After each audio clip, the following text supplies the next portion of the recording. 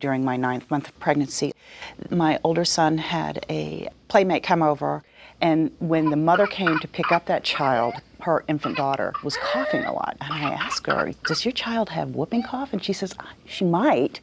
We don't immunize, and she's been not feeling very well lately. Pertussis, or whooping cough, is a very contagious disease. It's caused by a bacteria that affects the lungs. It starts out like just a common cold, and so it's easy to spread it. It goes on then, though, to have this cough that has a whoop at the end. Not everybody who has whooping cough has that sound, but it is so characteristic when you do.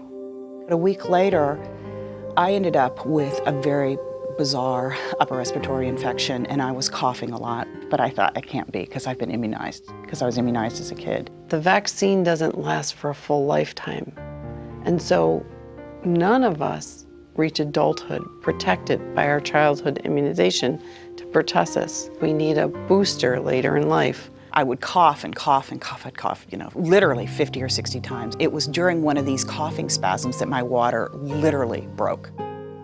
I gave birth to a very strong, healthy, 9-pound baby boy, Colin, and unbeknownst to me, when I kissed him for the first time, I passed pertussis right on to him.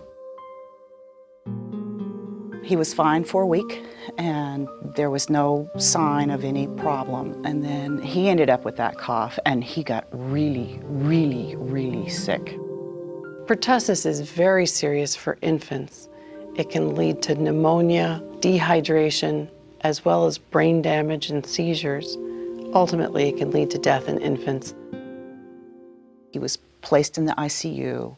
He would cough and cough and cough until he threw up, and then he'd turn blue, and then we'd have to, pat him to get him going again. It was a very vulnerable period of time in our lives. Infants who get pertussis often need to be hospitalized because an infant with pertussis can't suck and swallow. They need IV fluids, and sometimes they need long-term nutrition because pertussis lasts for so long. It used to be called the 100-day cough.